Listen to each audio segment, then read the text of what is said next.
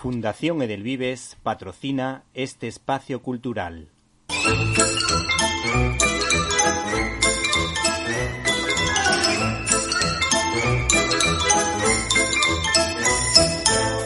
Estás escuchando Directo a las Estrellas. Víctor Alvarado. Nuestro invitado esta semana disfruta todas las noches de su plato de sushi y su vestimenta de samurái mientras escribe, porque es el autor de Cultura Manga de Red Book Ediciones. Damos la bienvenida a Estrada Oriol o Oriol Estrada. Buenas tardes. Muy buenas tardes, ¿qué tal? Bueno, espero que nuestros oyentes hayan entendido el guiño, porque sabemos que los nombres japoneses pues se dicen al revés de como lo decimos aquí en España, igual que los mangas pues se leen de atrás hacia adelante. Una curiosidad que tiene, por lo que se ve, pues la cultura japonesa.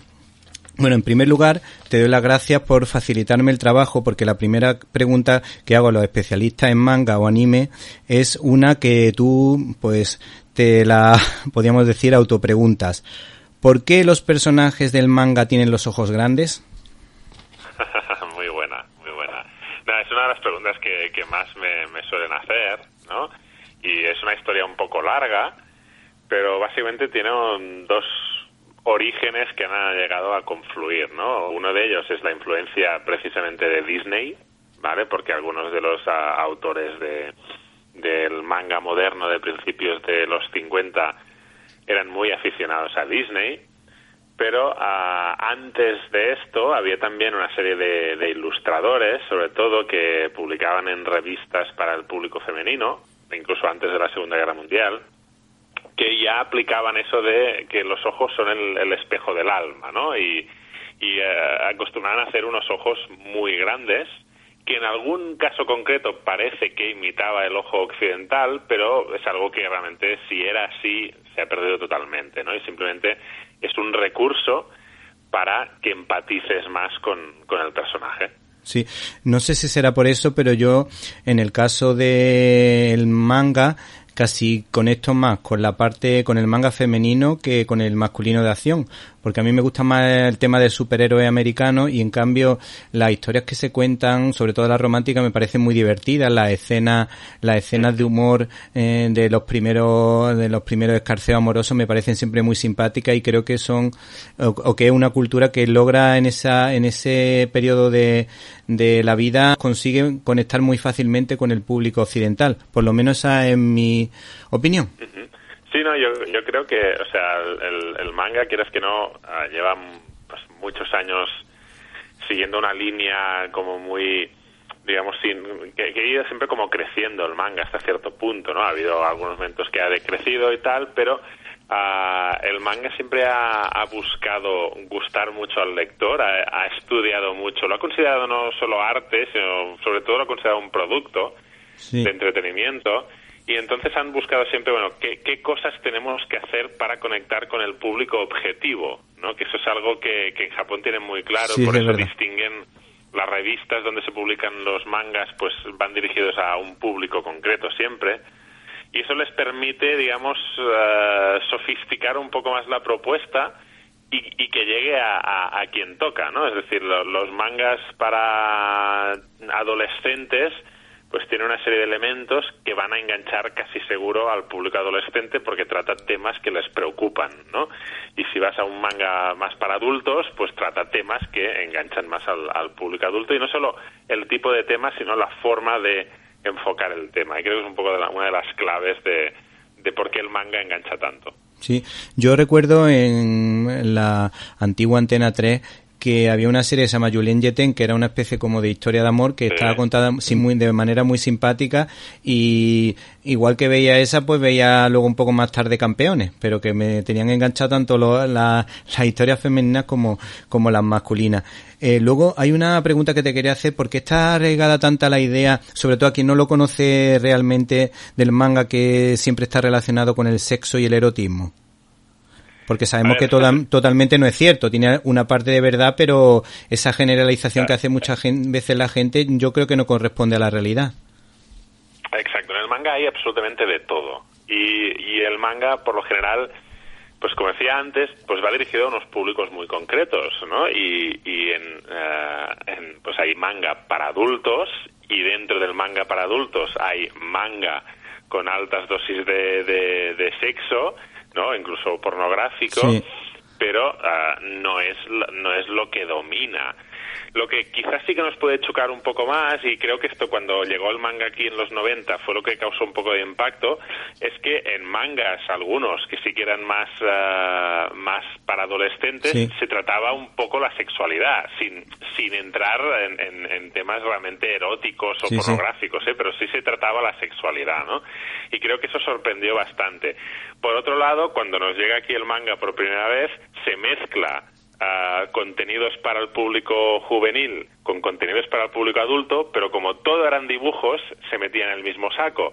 Y de ahí esa idea de que en el manga está lleno de sexo, ¿no? Y bueno, lo hay, ¿no? Pero no es en absoluto, ni mucho menos, todo lo que hay o lo que más domina. Lo que más domina realmente en el manga, y lo vemos, son historias de acción, de fantasía y de romance, no sé, un poco los grandes pilares, diría yo.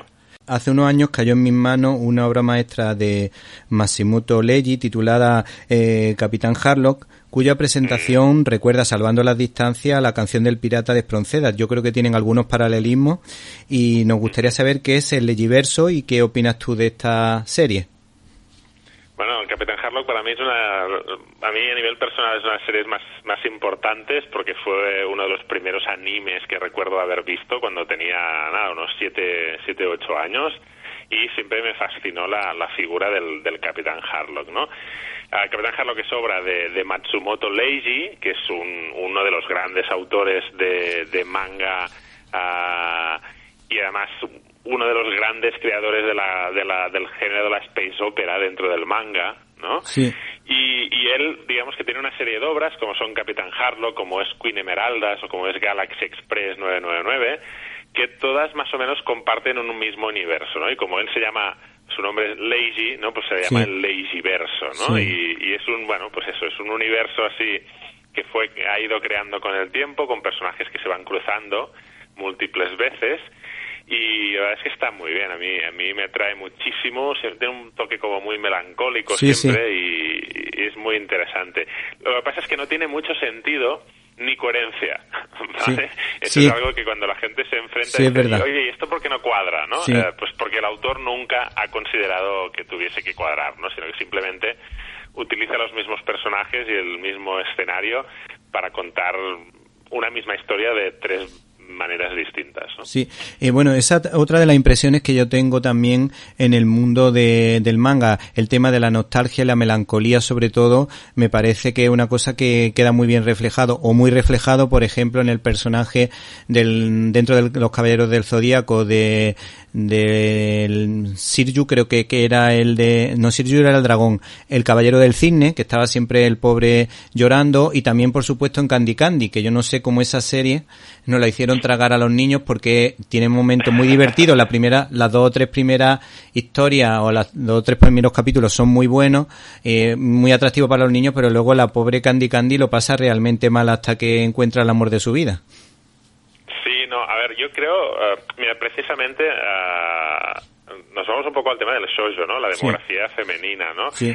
Caballeros del Zodíaco siempre ha tenido bastantes influencias ahí, aunque sea un manga dirigido teóricamente al público masculino adolescente, siempre ha tenido mucha influencia de las obras que iban dirigidas al público femenino, ¿no? Y se nota en el tipo de personajes y algunas de las historias y el tono que utiliza, ¿no? Y sí que es verdad que históricamente esto es una tendencia que hubo en el shoujo, ¿no? En la demografía femenina, ya desde los años 50 y 60, y se mantuvo, pues eso, en los 70, los 80, etcétera, que es el drama, ¿no? Y era algo que, bueno, pues se consideraba que era algo que gustaba al público femenino, aunque después hemos visto que no es solo el femenino, es decir, Candy Candy lo recuerda todo el mundo, ¿eh? Sí, sí. Y hay algo distinto de la cultura japonesa, y es que ellos por lo general tratar ciertos temas así más serios, más dramáticos con niños es algo que a ellos pues no les resulta tan problemático como a nosotros, ¿no? Creo que se basa en una diferencia cultural ahí, más que nada. Sí, sí. Ya que estamos hablando de los Caballeros del Zodíaco, nos imaginamos que estamos en un ring y en la esquina de la derecha nos encontramos con un tal Son Goku con calzón naranja que se enfrenta a Pegaso, el caballero que va vestido de blanco y rojo. ¿Quién ganaría el combate? Hombre, a ver, yo soy de Dragon Ball. Sí. Lo he sido siempre, he sido más de Dragon Ball, así que para mí ganaría sí o sí Son Goku. Yo lo tengo clarísimo. También creo que es un personaje más poderoso, pero también te diré que Dragon Ball probablemente no sería lo que ha llegado a ser, de no ser por la influencia de Caballeros del Zodíaco. ¿Ah, sí?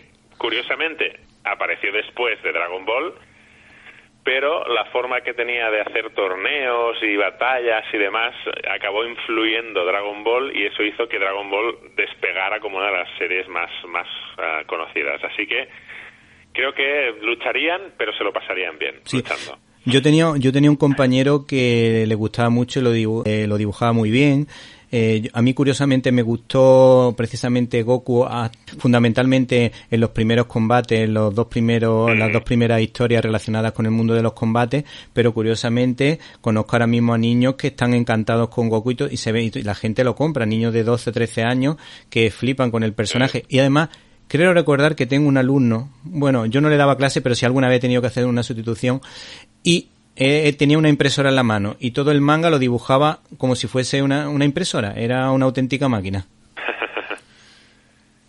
Sí, no, a ver, Dragon Ball y algunos otros mangas, pero sobre todo Dragon Ball siempre ya creo que ha tenido un punto de atemporalidad, ¿no? Muy muy importante. Tiene un dibujo muy particular que digamos que no se dejaba arrastrar por las modas, ¿vale? Y creo que eso es lo que ha ayudado un poco, ¿no?, a que más de, bueno, casi 40, pronto ya será el 40 aniversario desde que se empezó a publicar en Japón, pues sigue siendo vigente y además, bueno, tiene todos esos elementos de un shonen típico, ¿no?, que hacen que es una fórmula que se va repitiendo en todos los nuevos mangas que se van publicando de este estilo, ¿no? Y es algo que no ha cambiado apenas desde finales de los años 50. Es una fórmula que funciona, y además él lo hizo con un dibujo muy potente y con unas batallas muy bien ilustradas, y creo que eso es lo que hace que siga gustando a gente de más de 40, a chavales de 8, 9, 10, 11, 12 años, y que lo sigan dibujando y que la gente le siga encantando, ¿no? Creo que tiene esa cosa de la temporalidad. Sí, y la leyenda de Son Goku, que he visto que era una de las primeras historias que contó Tezuka, el maestro del manga, la fuente de inspiración primigenia, desde luego entiendo que en Bola de Dragón es una especie de homenaje, ¿no? Sí, a ver, al final lo que es la historia original, ¿no?, que es este anónimo de chino, que es el viaje al oeste, es una obra muy conocida en Japón, ¿no? Y en prácticamente te diría todo Asia Oriental, ¿no? Y de hecho no solo está la adaptación de Tezuka, sino que hay adaptaciones, ha habido en Japón, ha habido varias series de imagen real, ha habido películas de animación, o sea, digamos, el Rey Mono se ha reinterpretado muchas veces, ¿no? Y al final lo que hizo Toriyama con Dragon Ball fue coger su pasión por las películas de Jackie Chan, ¿vale? Y mezclarlo un poco ahí con el tema del viaje al oeste, ¿no? Con la historia del Rey Mono, ¿no? O sea que al final no creo que sea tanto un homenaje directo a Tezuka, que podría ser, porque al final Tezuka está siempre presente, ¿no? Pero sí que, bueno, es eso, ¿no? Es como si aquí hiciéramos pues todo el día cómics del Quijote, ¿no? En cierta manera, ¿no? Sí. Como crítico de series de televisión no me suelo fijar en historias de animación, pero sí es verdad que escribí sobre una de ellas, o he escrito sobre una de ellas, que se llama Death Note, Nota de Muerte. Sobre todo los primeros 20 capítulos son absorbentes. Para mí es de las mejores historias de intriga de la historia del cine y de la televisión, y creo que se trata desde luego de una historia que te puede dejar impactado y que el argumento es muy original. ¿Puedes contarle a nuestros oyentes las claves de esta historia y por qué engancha tanto? Bueno, Death Note yo creo que es uno de los grandes títulos tanto de manga como de anime de los últimos, digamos, 20 años y probablemente acabará siendo uno de los super clásicos, ¿no? Porque también sigue, incluso a día de hoy, sigue interesando a mucha gente. Y es esta historia de un chico a quien le cae una libreta, ¿no? La Death Note, ¿no? Que le cae, pues, de un dios de la muerte, un Shinigami, ¿no? Que está aburrido. Y él, bueno, pues si escribe el nombre de una persona, pues esa persona a los X segundos acaba muriendo, ¿no? Y entonces, digamos que empieza a tomarse la justicia por su mano, ¿no? Y se le va un poco de las manos, ¿no? Podríamos decir, ¿no? Y la cosa pues se va complicando, se convierte en una historia de, digamos, el gato y el ratón, ¿no? Que se van persiguiendo ahí, ¿no? Y la verdad es que es muy interesante, es una historia muy inteligente, digamos, de thriller psicológico, podríamos decir, y que tiene una primera mitad magistral, ¿vale? Y esto es una segunda mitad que no está tan bien, y se nota, digamos, que como el manga estaba teniendo éxito, ¿no? Les dijeron a los autores que continuasen, ¿no? Que parecía que la historia tenía que terminar ahí, ¿no? Pero les dijeron, no, tenéis que seguir, ¿no? Y de hecho es algo que los autores veladamente explicaron en un manga que sacaron después, que se llama Bakuman, y que habla precisamente de hacer manga, ¿no? Y creo que más o menos cuentan un poco cómo pasó esto de Death Note, ¿no? Pero creo que es un manga que atrapa muchísimo, y conozco poca gente que lo haya leído o visto y al menos esa primera mitad no le haya encantado. Sí, además el personaje del detective de L, cómo alguien puede capturar o no capturar al delincuente, que la verdad que está súper currado. Vamos, yo no he visto cosas con mayor imaginación y más original en su planteamiento. Luego, por otra parte, me gustaría hablar de la doble K, es decir, Koike Kojima, y sobre todo con respecto a su obra El lobo solitario y su cachorro, porque ha sido fuente de inspiración para muchísimos otros autores. Por ejemplo, Camino a la perdición, que es una novela gráfica súper buena, que tuvo una adaptación de Sam Mendes, protagonizada por Paul Newman y Tom Hanks. También Osoda con el niño y la bestia. Y la verdad que incluso mi primo, que es pintor profesional, en su juventud pues pudo leer los cómics de Daredevil. Pues Frank Miller también tiene mucho que ver en toda esta historia de Daredevil, pero que se fijó precisamente en esta obra japonesa. Sí, de hecho Frank Miller fue uno de los introductores de esta obra al mercado estadounidense y hizo incluso portadas de las ediciones en Estados Unidos, el Frank Miller. Sí. Incluso podemos decir que Tarantino también tiene influencias seguramente no tan directas del manga, pero sí de las películas que se hicieron basadas en el manga, ¿no? Claro, Koike y Kojima eran los dos grandes guionistas y dibujantes de lo que es el manga de samuráis, ¿no? Sí. Creo que son los Ronin, ¿no? Probablemente Sí. Y además esta obra es su gran obra inmortal, ¿no? Una obra con un dibujo espectacular que recuerda la técnica del sumie a veces, ¿no? Que es una técnica así muy antigua de pintar en Japón, ¿no? Sí. Con una historia muy cruda, ¿no? De venganza, de una familia asesinada y de un padre que va con su hijo, ¿no? Y que su hijo además no es lo que parece un niño indefenso y no lo es, ¿no? Sí.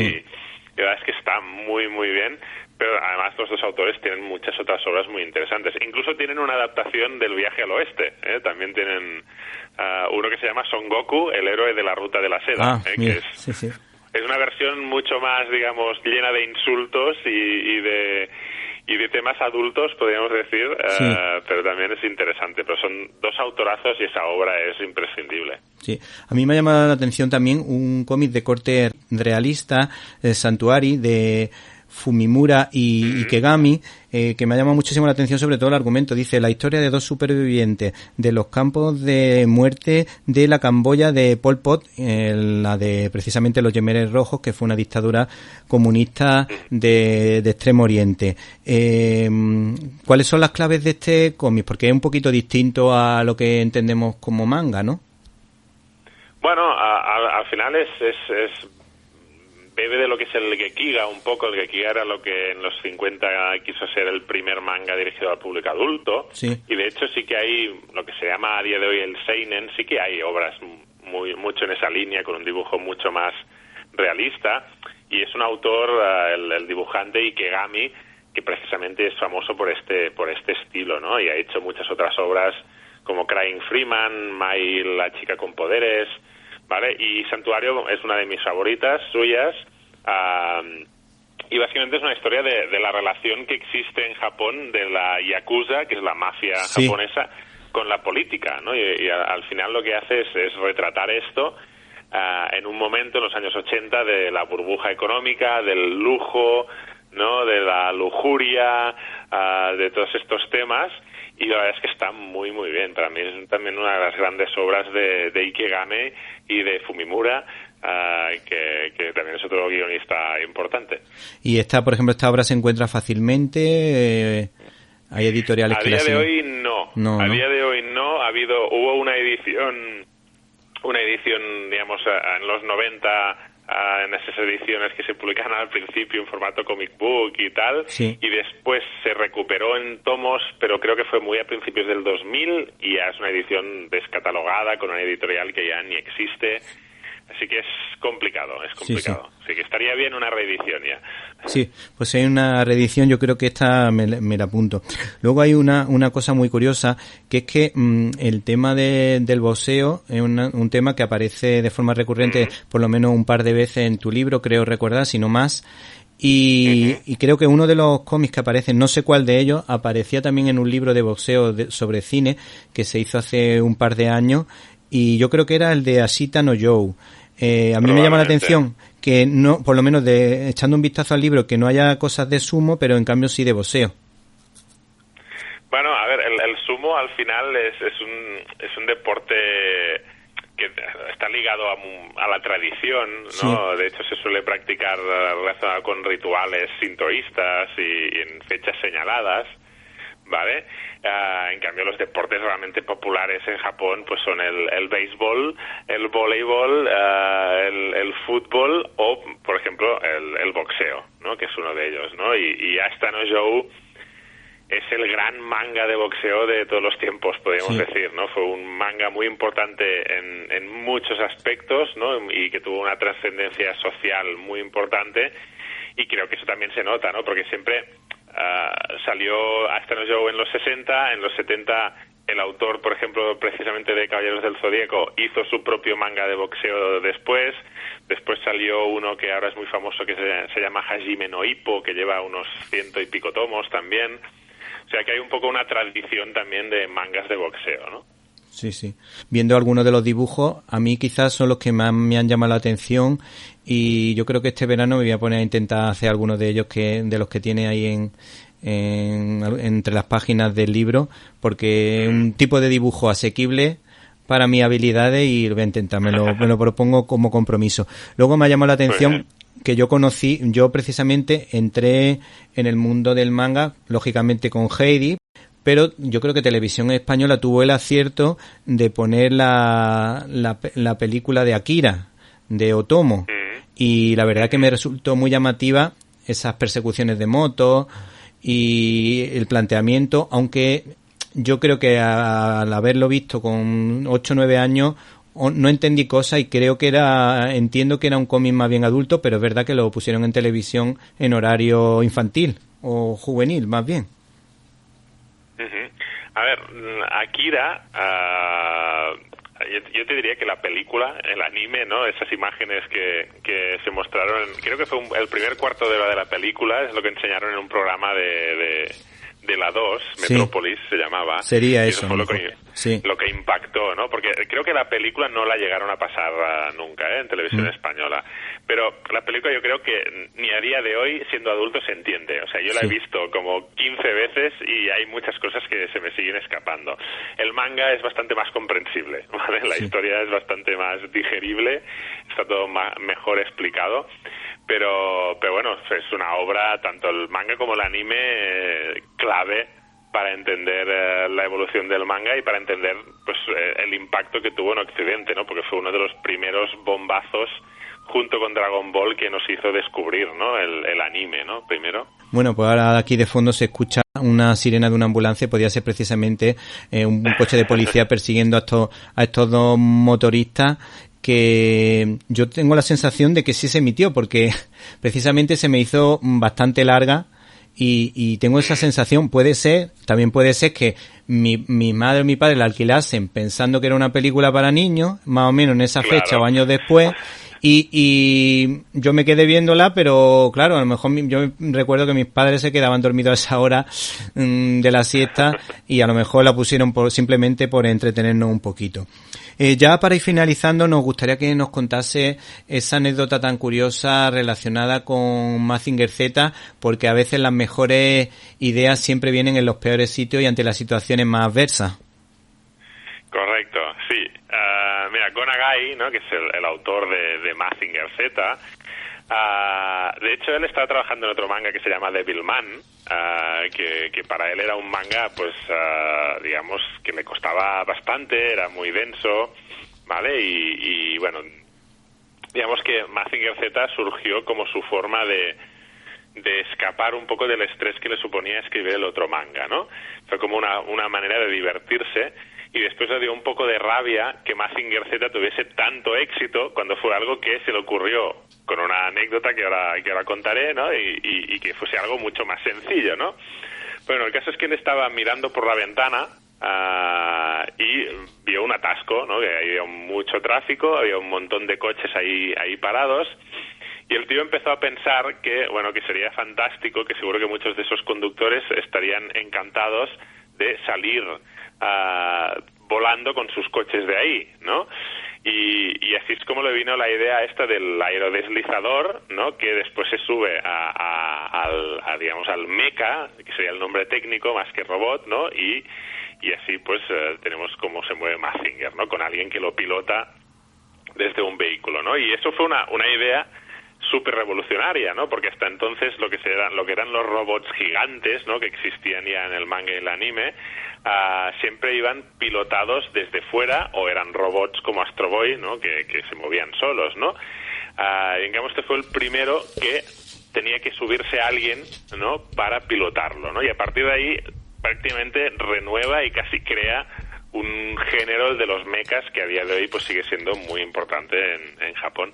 Por último, esta pregunta va dedicada a mi hijo y mi sobrino. Yo digo las iniciales, Kardajair, que es como ellos tienen su clave secreta para saber quiénes lo forman. Y me gustaría saber qué podemos hacer los padres para intentar evitar que nuestros hijos vean Doraemon.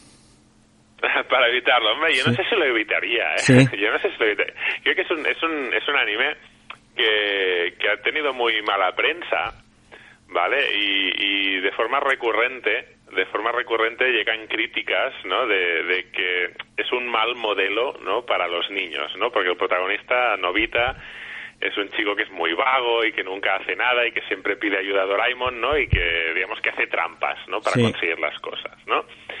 Pero en realidad yo siempre he visto y pregunto a los niños que cuando doy charlas y clases y demás, y los niños tienen clarísimo que Nobita es un vago y que no es un ejemplo a seguir para nada, ¿no? Y simplemente eso es lo que les hace gracia, ¿no? Que sea un chico vago. Pero yo creo que los niños son suficientemente inteligentes para descubrir, ¿no?, y ver que realmente ellos no tienen que ser como Nobita, sino tienen que ser como Doraemon le dice a Nobita que debería ser, ¿no? Creo que es un poco la idea.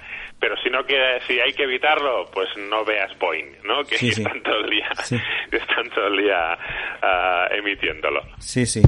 Bueno, pues te agradecemos tu presencia porque tu libro nos ha encantado, Cultura Manga, para mi gusto el que mejor lo explica, aunque haya otras cosas interesantes, quizá hay otros más en tipo tesis doctoral y en tipo entretenimiento que lo cuentan bien como temas de cultura popular, pero la verdad que aquí está muy bien contado.